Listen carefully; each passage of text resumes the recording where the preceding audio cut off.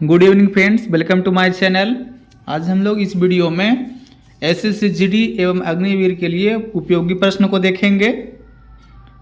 तो question number हम लोग फर्स्ट की तरफ चलते हैं फ्रेंड्स। क्वेश्चन नंबर फर्स्ट में दिया गया है। उससे पहले यदि आपने वीडियो को लाइक नहीं किए हैं तो लाइक कर दीजिए, अपने दोस्तों के पास शेयर कर दीजिए।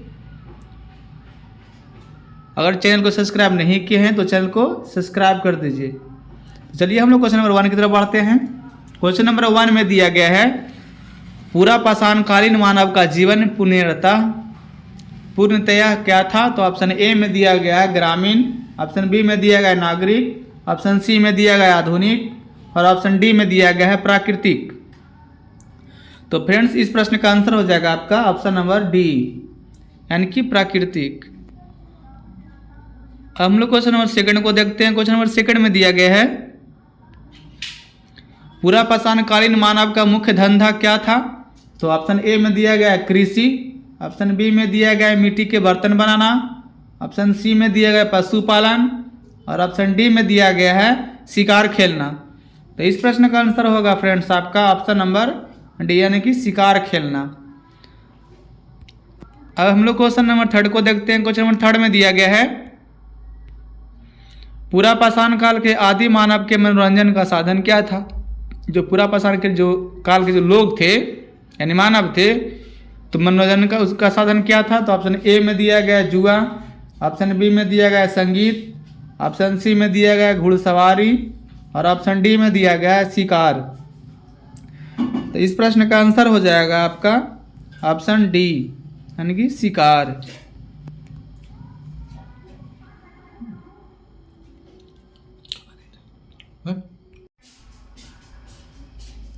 हम लोग क्वेश्चन नंबर 4 को देखते हैं। क्वेश्चन नंबर 4 में दिया गया है, पूरा पाषाण युग में मनुष्य द्वारा की गई सबसे बड़ी खोज थी क्या थी। ऑप्शन ए में दिया गया है आग जलाना, ऑप्शन बी में दिया गया है कुंभकार का चाक, ऑप्शन सी में दिया गया है धातु उपकरण और ऑप्शन डी में दिया गया है सूत बुनाई। तो फ्रेंड्स इस प्रश्न का आंसर हो जाएगा आपका ऑप्शन नंबर ए, यानी कि आग जलाना। अब हम लोग क्वेश्चन नंबर 5 में देखेंगे। क्वेश्चन नंबर 5 में दिया गया है, भारत में पूर्व प्रस्तर युग में अधिकांश औजार बने थे। ऑप्शन ए में दिया गया स्फटिक के, ऑप्शन बी में दिया गया खेलखड़ी के, ऑप्शन सी में दिया गया गोमेद के और ऑप्शन डी में दिया गया है इंद्रगुप्त मणि के। तो इस प्रश्न का आंसर होगा फ्रेंड्स आपका ऑप्शन नंबर ए, यानी कि स्फटिक के। अब हम लोग क्वेश्चन नंबर 6 को देखेंगे। क्वेश्चन नंबर 6 में दिया गया आपका कि सोहन संस्कृति किस संस्कृति का दूसरा नाम है। ऑप्शन ए में दिया गया है पूरा पाषाण संस्कृति, ऑप्शन बी में दिया गया है मध्य पाषाण संस्कृति, ऑप्शन सी में दिया गया है नव पाषाण संस्कृति और ऑप्शन डी में दिया गया है ताम्र पाषाण संस्कृति। तो फ्रेंड्स इस प्रश्न का आंसर हो जाएगा आपका ऑप्शन नंबर ए, यानी कि पूरा पाषाण संस्कृति को सोहन संस्कृति के नाम से भी जाना जाता है। अब हम लोग क्वेश्चन नंबर 7 को देखेंगे। क्वेश्चन नंबर 7 में दिया गया है, निम्नलिखित में से किस स्थल से पूरा पाषाणिक उपकरण नहीं प्राप्त हुए हैं। तो ऑप्शन ए में दिया गया है सोहन घाटी, ऑप्शन बी में दिया गया है नर्मदा घाटी, ऑप्शन सी में दिया गया अतीर पक्कम और ऑप्शन डी में दिया गया है अहाड़। तो इस प्रश्न का आंसर हो जाएगा फ्रेंड्स आपका अहाड़। अब हम लोग क्वेश्चन नंबर 8 को देखते हैं। क्वेश्चन नंबर 8 में दिया गया है, निम्नलिखित में से कहाँ से पूरा पाषाणिक अवशेष मिले हैं। ऑप्शन ए में दिया गया पंजाब, ऑप्शन बी में दिया गया कलकत्ता, ऑप्शन सी में दिया गया लखनऊ और ऑप्शन डी में दिया गया भिलारी। तो फ्रेंड्स इस प्रश्न का आंसर हो जाएगा आपका ऑप्शन नंबर ए, यानी कि पंजाब से पूरा पाषाणिक अवशेष मिले हैं। हम लोग क्वेश्चन नंबर 9 को देखेंगे। क्वेश्चन नंबर 9 में दिया गया है,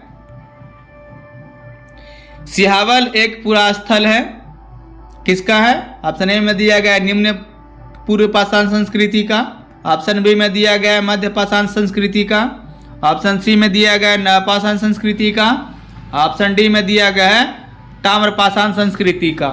तो फ्रेंड्स इस प्रश्न का आंसर हो जाएगा आपका ऑप्शन नंबर ए, यानी कि निम्न पूर्व पाषाण संस्कृति का। अब हम लोग क्वेश्चन नंबर 10 को देखेंगे। क्वेश्चन नंबर 10 में दिया गया है निम्न पूर्व पाषाण काल के मानव के बारे में कौन सा तथ्य सही है। तो ऑप्शन ए में दिया गया है कि वह कोर उपकरणों का प्रयोग करता था। ऑप्शन बी में दिया गया है कि वह लघु पाषाण उपकरणों का प्रयोग करता था। ऑप्शन सी में दिया गया है कि वह पशुपालक था। और ऑप्शन डी में दिया गया है कि वह पॉलिशदार कुल्हाड़ियों का प्रयोग करता था। तो फ्रेंड्स इस प्रश्न का आंसर हो जाएगा आपका ऑप्शन नंबर ए, यानी कि वह कोर उपकरणों का प्रयोग करता था। क्वेश्चन नंबर 11 को हम लोग देखते हैं। क्वेश्चन नंबर 11 में दिया गया है संघावो यानी कि संघाओं गुफा पुरास्थल किस काल का है। ऑप्शन ए में दिया गया आपका निम्न पूरा पाषाण काल का। ऑप्शन बी में दिया गया है मध्य पूरा पाषाण काल का। ऑप्शन सी में दिया गया है नवपाषाण काल का। और ऑप्शन डी में दिया गया है ताम्र पाषाण काल का। तो इस प्रश्न का आंसर होगा आपका ऑप्शन नंबर बी, यानी कि मध्य पूरा पाषाण काल का। अब हम लोग क्वेश्चन नंबर 12 को देखेंगे। क्वेश्चन नंबर 12 में दिया गया फ्रेंड्स निम्नलिखित में से कौन सा एक औजार पूरा पाषाण संस्कृति से संबंधित नहीं है। ऑप्शन ए में दिया गया है कुल्हाड़ी। ऑप्शन बी में दिया है गणासा। ऑप्शन सी में दिया गया है बिंदारनी। और ऑप्शन डी में दिया गया है सेल्ट। तो फ्रेंड्स इस प्रश्न का आंसर होगा आपका ऑप्शन नंबर डी, यानी कि सेल्ट। और बाकी कुल्हाड़ी गड़ासा बिदारनी है सो पूरा पाषाण संस्कृति का औजार है, और सेल्ट है वो नहीं है। तो इस प्रश्न के अनुसार आपका ऑप्शन नंबर डी सही होगा, यानी कि सेल्ट। अब हम लोग क्वेश्चन नंबर 13 को देखते हैं। क्वेश्चन नंबर 13 में दिया गया है उच्च पूरा पाषाण युगीन हड्डी की बनी मातृ देवी की प्रतिमा कहाँ से प्राप्त हुई है। ऑप्शन ए में दिया गया नर्मदा घाटी मध्य प्रदेश। ऑप्शन बी में दिया गया सोन घाटी मध्य प्रदेश। ऑप्शन सी में दिया गया बेलन घाटी उत्तर प्रदेश। और ऑप्शन डी में दिया गया है गोदावरी घाटी महाराष्ट्र से। तो फ्रेंड्स इस प्रश्न का आंसर होगा आपका ऑप्शन नंबर सी, यानी कि बेलन घाटी उत्तर प्रदेश। अब हम लोग क्वेश्चन नंबर 14 को देखेंगे। क्वेश्चन नंबर 14 में दिया गया है निम्न में से किसे फलक संस्कृति कहा जाता है। तो ऑप्शन ए में दिया गया आपका निम्न पूरा पाषाण कालीन संस्कृति। ऑप्शन बी में दिया गया उच्च पूरा पाषाण कालीन संस्कृति। ऑप्शन सी में दिया गया मध्य पाषाण कालीन संस्कृति। और ऑप्शन डी में दिया गया है हड़प्पा संस्कृति। तो इस प्रश्न का आंसर होगा फ्रेंड्स आपका ऑप्शन नंबर सी, यानी कि मध्य पाषाण कालीन संस्कृति। क्वेश्चन नंबर 15 को देखते हैं। क्वेश्चन नंबर 15 में दिया गया आपका निम्नलिखित में से किस प्रागैतिहासिक पुरा स्थल से शुतुरमुर्ग के अंड कवक मिले हैं। तो ऑप्शन में दिया गया है पटने। ऑप्शन बी में दिया गया है अहाड़। ऑप्शन सी में दिया गया है कायथा। और ऑप्शन डी में दिया गया है चिरांद। तो फ्रेंड्स प्रागैतिहासिक पुरास्थल से शुतुरमुर्ग के जो अंड कवक है वो मिले हैं आपका पटने से, यानी कि ऑप्शन नंबर ए सही हो जाएगा, पटने। अब हम लोग क्वेश्चन नंबर 16 को देखते हैं। क्वेश्चन नंबर 16 में दिया गया है आंध्र प्रदेश का मुचतल्ला चिंतामनुगावी शिलाश्रय किस रूप में जाना जाता है। तो ऑप्शन ए में दिया गया कि भारत में उच्च पूरा पाषाणिक हड्डी सींगों से बने उपकरणों के सर्वाधिक समृद्ध प्राप्ति स्थल के रूप में। ऑप्शन बी में दिया गया हड़प्पा सभ्यता के एक पुरास्थल के रूप में। ऑप्शन सी में दिया गया ताम्र पाषाणिक संस्कृति के एक पुरास्थल के रूप में। और ऑप्शन डी में दिया गया है लौह उपकरण प्राप्ति स्थल के रूप में। तो फ्रेंड्स इस प्रश्न का आंसर हो जाएगा आपका ऑप्शन नंबर ए, यानी कि भारत में उच्च पूरा पाषाणिक हड्डी सींगों से बने उपकरणों के सर्वाधिक समृद्ध प्राप्ति स्थल के रूप में। हम लोग क्वेश्चन नंबर 17 को देखेंगे। क्वेश्चन नंबर 17 में दिया गया है नीचे दी गई संस्कृतियों का सही कालानुक्रम कौन सा है। ऑप्शन ए में दिया गया आपका एबेबिलियन, उसके बाद एस्यूलियन, मुस्तिरियन, मैगडेलिनियन। ऑप्शन बी में दिया गया कि एबेबिलियन, उसके बाद दिया गया मुस्तिरियन, एस्यूलियन, मैगडेलिनियन। और ऑप्शन सी में दिया गया है मैगडेलिनियन, मुस्तिरिनियन, एस्यूलियन, एबेबिलियन। ऑप्शन डी में दिया गया है मेंडेलिनियन, एस्यूलियन, उसके बाद मुस्तिरियन और एबेबिलियन।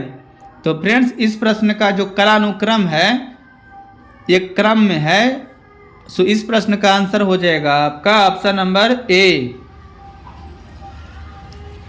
अब हम लोग क्वेश्चन नंबर 18 को देखेंगे। क्वेश्चन नंबर 18 में दिया गया है पूरा पाषाण काल एवं नवपाषाण काल के मध्यवर्ती काल को कहते हैं। क्या कहते हैं? पूरा पाषाण काल जो थे और नवपाषाण काल था उस काल के बीच यानी कि मध्यवर्ती यानी कि बीच के काल को क्या कहा जाता है? तो ऑप्शन ए में दिया गया कि मध्य पाषाण काल, ऑप्शन बी में दिया गया ताम्र पाषाण काल, ऑप्शन सी में दिया गया लौह काल और ऑप्शन डी में दिया गया है महापाषाण काल। तो फ्रेंड्स इस प्रश्न का आंसर होगा आपका ऑप्शन नंबर ए यानी कि मध्य पाषाण काल, मध्यवर्ती यानी कि मध्य। तो इस प्रश्न का आंसर ऑप्शन नंबर ए यानी कि मध्य पाषाण काल हो जाएगा। अब हम लोग क्वेश्चन नंबर 19 को देखते हैं। क्वेश्चन नंबर 19 में दिया गया है पशुपालन का प्राचीनतम साक्ष्य कहाँ से प्राप्त हुआ है? तो ऑप्शन ए में दिया गया है कि सराय नाहर राय से, ऑप्शन बी में दिया है कोलडीहवा से, ऑप्शन सी में दिया है बागोर से और ऑप्शन डी में दिया गया है कालीबंगा से। तो इस प्रश्न का आंसर हो जाएगा आपका ऑप्शन नंबर सी यानी कि बागोर से। नेक्स्ट क्वेश्चन 20 दिया गया है। क्वेश्चन नंबर 20 में दिया गया फ्रेंड्स निम्नलिखित में से किस काल में माइक्रोलिथ का उपयोग होता था? कौन सा काल जो था वहाँ उस समय माइक्रोलिथ का उपयोग होता था? तो ऑप्शन ए में दिया गया कि पूरा पाषाण, ऑप्शन बी में दिया गया मध्य पाषाण, ऑप्शन सी में दिया गया नवपाषाण और ऑप्शन डी में दिया गया है ताम्र पाषाण। तो इस प्रश्न का आंसर होगा फ्रेंड्स आपका ऑप्शन नंबर बी यानी कि मध्य पाषाण। तो फ्रेंड्स इस वीडियो में 20 प्रश्न थे। अगर ये वीडियो आप लोग को अच्छा लगे लाइक कीजिए, अपने दोस्तों के पास शेयर कीजिए। चैनल को अगर सब्सक्राइब नहीं किए हैं तो सब्सक्राइब कर दीजिए प्लीज़। जय हिंद, जय भारत।